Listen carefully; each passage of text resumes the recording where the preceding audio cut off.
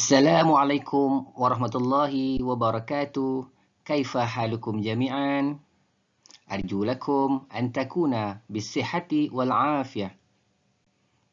Nahnu al-an في البرنامج حيا بالعربية.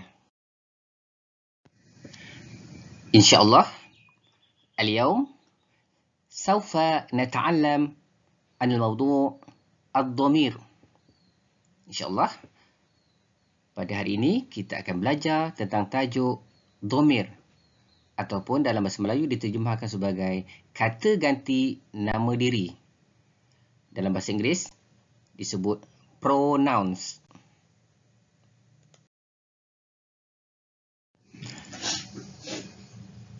اليوم سنبين لكم عن الموضوع باللغة الملايوية لكي أن تفهموا بالجيد.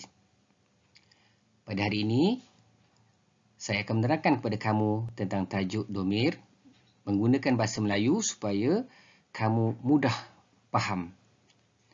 Baik, bila disebut dhamir ataupun kata ganti nama diri dalam bahasa Arab, terdapat 14 semuanya. Iaitulah huwa, huma, hum, hiya, huma, hunna, anta, antuma, antum, anti, antuma, antunna, ana, nahnu. Walau bagaimanapun, untuk peringkat sekolah rendah, kita hanya akan belajar 6 daripada 14 dhamir yang disebut tadi. Apa dia 6 dhamir yang akan kita pelajari di peringkat sekolah rendah? Jadi, cuba kita lihat. Huwa, hiya, anta, anti, ana, dan nahnu. Jadi, keenam-enam dhamir ini adalah sukatan yang perlu dipelajari untuk murid-murid sekolah rendah. Jadi, kita lihat dulu kepada maksud dhamir. Huwa bermaksud dia untuk lelaki. Hiya bermaksud dia untuk perempuan. Anta bermaksud awak untuk lelaki. Anti bermaksud awak untuk perempuan. Ana bermaksud saya, lelaki dan juga perempuan. Dua-dua boleh digunakan. Dan nahnu bermaksud kami. Juga boleh digunakan untuk lelaki dan juga perempuan.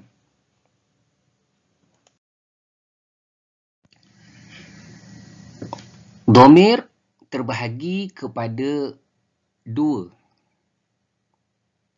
Yang pertama disebut ad-dhamir al-muttasil ataupun dhamir muttasil, iaitu kata ganti nama diri yang bersambung, sama ada bersambung dengan isim ataupun bersambung dengan fi'il.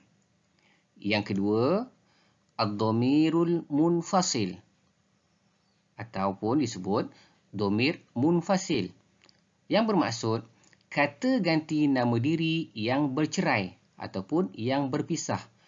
Maksudnya, dhamir munfasil ini adalah kata ganti nama diri yang tidak bersambung dengan isim ataupun fi'il.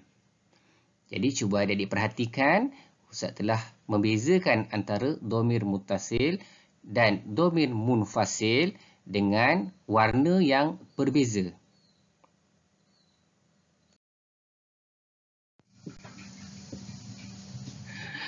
Dhamir muttasil terbahagi kepada 2 bahagian. Yang pertama, dhamir muttasil bil ismi, kata ganti nama diri yang bersambung dengan kata nama. Yang kedua, dhamir muttasil bil fi'li, kata ganti nama diri yang bersambung dengan kata kerja. Mari kita lihat contoh domir muttasil bil ismi. Perkataan qalamun merujuk kepada sebatang pen. Qalamun adalah dari jenis isim ataupun kata nama. Sekiranya kita ingin memberitahu bahawa pen saya, maka perkataan qalamun akan kita tukarkan menjadi qalami. Qalami yang membawa maksud pen saya. Ya, yang berwarna merah merujuk kepada domir muttasil ana ataupun saya. Contoh yang kedua, amalun. Amalun bermaksud cita-cita. Sekiranya kita hendak memberitahu cita-cita saya, perkataan amalun akan bertukar menjadi amali. Amali bermaksud cita-cita saya. Ya yang berada di akhir perkataan amali itu merujuk kepada domir muttasil ana. Kita lihat pula contoh domir muttasil bil fi'li. Contoh yang pertama, zahabtu ilal madrasati bil hafilah. Zahabtu merupakan kata kerja. Huruf yang berwarna merah, tu, merujuk kepada domir muttasil ana. Yang membawa maksud ayat ini, zahabtu ilal madrasati bil hafilah. Saya telah pergi ke sekolah menaiki bas. Jadi perbuatan untuk contoh yang pertama ini telah berlaku. Kita lihat contoh yang kedua. Azhabu ilal madrasati bil hafilah. Perkataan azhabu merupakan kata kerja. Tetapi kata kerja ataupun perbuatan ini sedang dilakukan. Yang membawa maksud saya sedang pergi ke sekolah menaiki bas. Jadi kalau kita melihat pada perkataan ataupun huruf yang berwarna merah, alif itu merujuk kepada domir muttasil ana. Jadi kalau diperhatikan, kesemua huruf yang berwarna merah yang terdapat pada perkataan-perkataan pada contoh ayat yang diberi tadi merujuk kepada domir muttasil.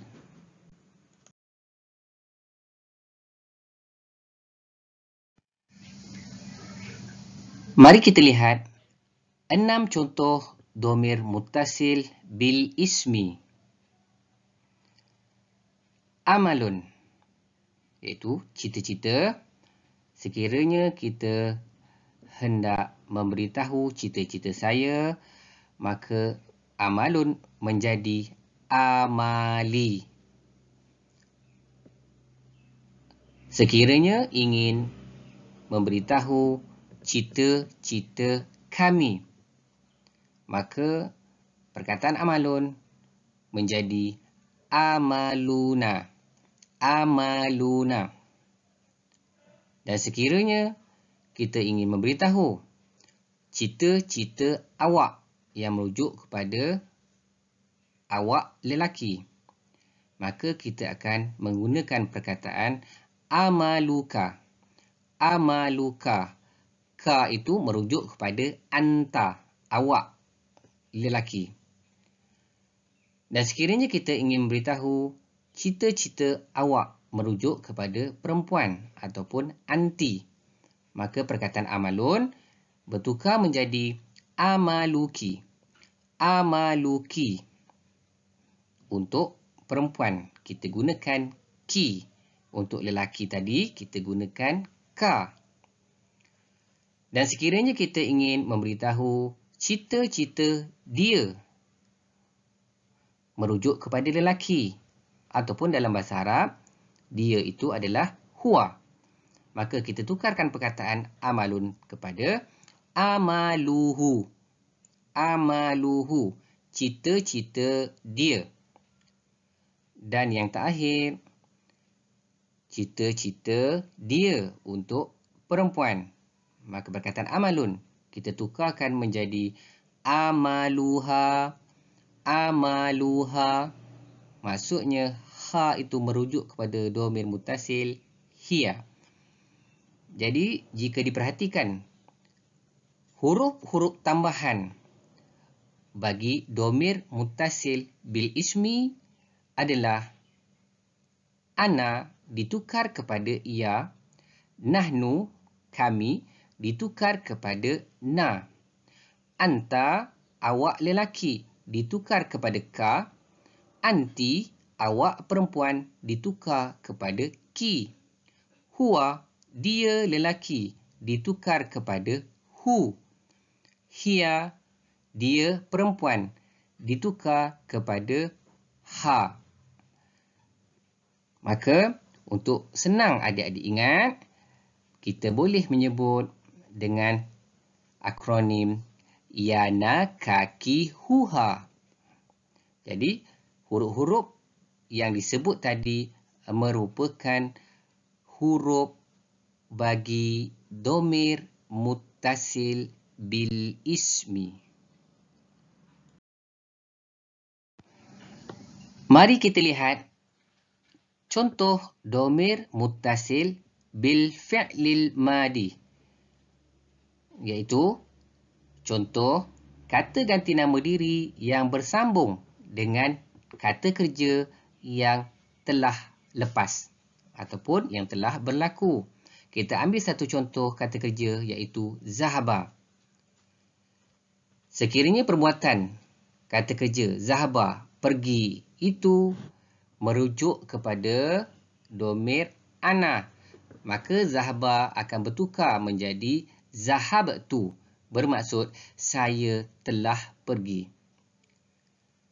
Adapun sekiranya perkataan zahaba itu kita hendak merujuk kepada nahnu ataupun kami, maka akan bertukar perkataan zahaba menjadi zahabna, kami telah pergi. Dan sekiranya perbuatan ataupun kata kerja itu merujuk kepada awak, maka kita tukarkan perkataan zahaba menjadi zahabta, iaitu ta itu merujuk kepada anta, awak lelaki.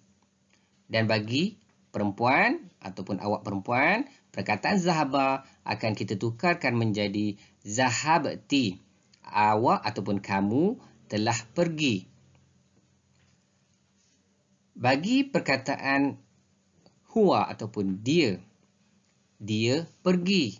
Bagi lelaki, tidak ada apa-apa pertukaran ataupun pertambahan huruf. Kita kekalkan dengan perkataan yang asal. Huwa zahaba. Bagi perempuan, perkataan zahaba kita akan tukarkan menjadi zahabat. Ta yang berada di belakang kita matikan, merujuk kepada dia, itulah seorang perempuan yang telah pergi. Maka domir muttasil bagi fi'il madi hanya ada dua huruf sahaja, iaitulah huruf ta dan juga huruf nun. Cuma bezanya huruf ta ini adalah pada baris yang mana kalau tu merujuk kepada ana, kalau ta merujuk kepada anta, kalau ti merujuk kepada anti, dan kalau ta yang sukun merujuk kepada hiya. Adapun untuk nahnu, hurufnya adalah na.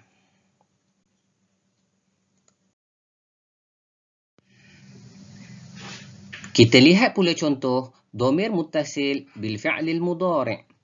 Kata ganti nama diri yang bersambung dengan kata kerja yang sedang dilakukan. Kita ambil contoh perkataan zahaba, pergi. Sekiranya perbuatan zahaba itu merujuk kepada ana, maka kita tukarkan perkataan zahaba menjadi azhabu. Huruf alif di depan merujuk kepada ana. Adapun untuk domir nahnu, kita tukarkan perkataan zahaba menjadi nazhabu. Kami pergi. Dan untuk domir anta, kita tukarkan menjadi tazhabu. Kamu pergi. Untuk lelaki. Adapun untuk perempuan, domir anti, kita tukarkan perkataan zahaba menjadi tazhabina. Kamu pergi untuk perempuan.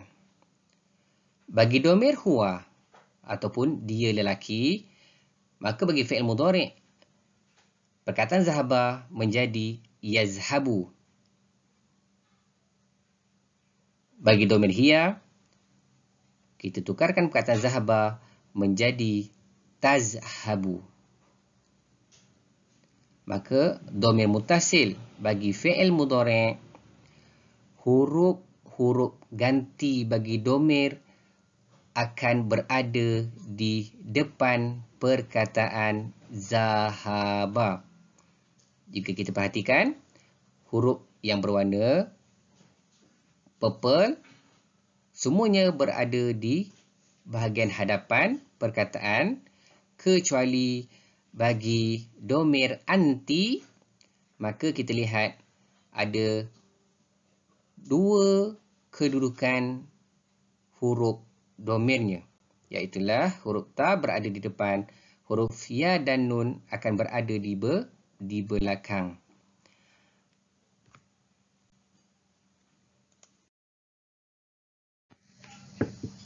Kita lihat pula contoh domir muttasil bil fi'lil amri, kata ganti nama diri yang bersambung dengan kata kerja perintah ataupun kata kerja yang belum berlaku. Jadi domir yang terlibat hanya dua, iaitu anta dan juga anti. Mari kita lihat contoh kata kerja. Zahaba.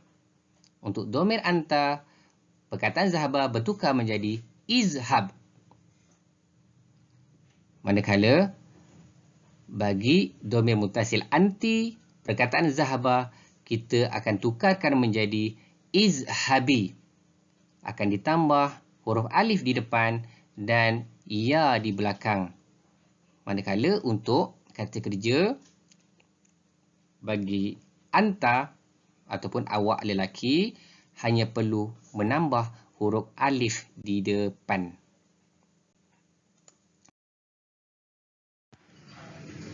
Mari kita lihat pula contoh domir yang kedua, iaitu domir munfasil. Apa dia maksud domir munfasil? Iaitu kata ganti nama diri yang berpisah. Jadi domir munfasil ini juga dipecahkan kepada dua bahagian. Yang pertama, domir munfasil bil ismi, kata ganti nama diri yang berpisah dengan kata nama. Dan bahagian yang kedua, domir munfasil bil fi'li, kata ganti nama diri yang berpisah dengan kata kerja. Mari kita lihat contoh domir munfasil bil ismi. Ana tilmizun mujtahidun. Saya seorang murid lelaki yang rajin. Perkataan ana yang berada di hadapan ayat adalah domir munfasil, iaitulah domir yang tidak bersambung dengan perkataan tilmizun, iaitu isim. Contoh yang kedua, ana tilmizatun mujtahidatun. Saya seorang murid perempuan yang rajin. Jadi, kita lihat perkataan yang berada di depan ayat, iaitu ana, adalah domir munfasil bil ismi.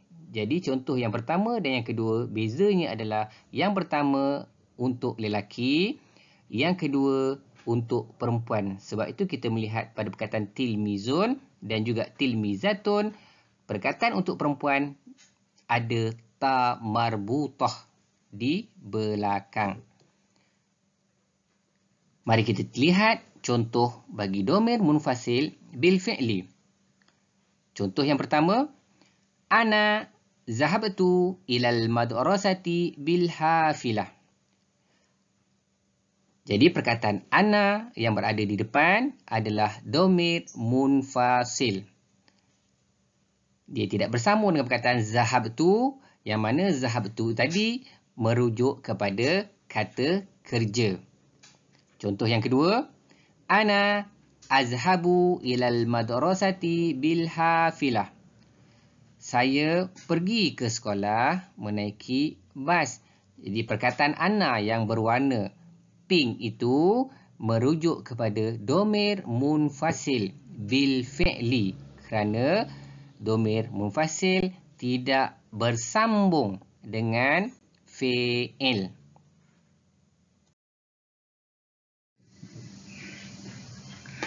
Sekarang, mari kita lihat pula 6 contoh domir munfasil bil ismi dan juga bil fi'li. Kita mulakan dengan contoh domir munfasil bil ismi. Huwa tabbakhun. Hiya tabbakhah. Anta tajirun. Anti tajirah. Ana talibun. Nahnu tullabun. Jadi perhatikan kepada perkataan yang berwarna pink yang berada di depan isim. Itu adalah domir munfasil, iaitu domir yang berpisah dengan isim. Contoh domir munfasil bil fi'li. Huwa yaqra'u al-kitab. Dia membaca buku. Hiya taqra'u al-jaridah. Dia membaca akhbar. Anta taghsilu al-hizaa.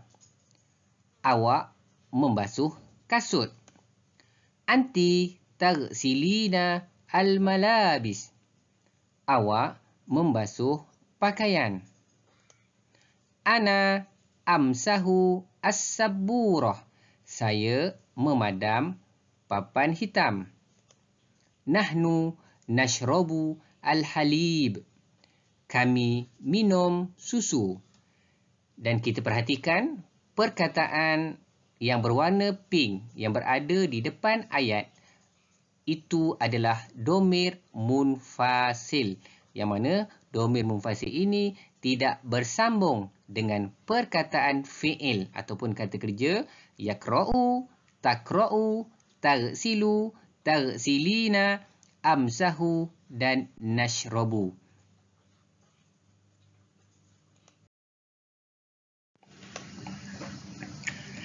نكتفي بهذا القدر.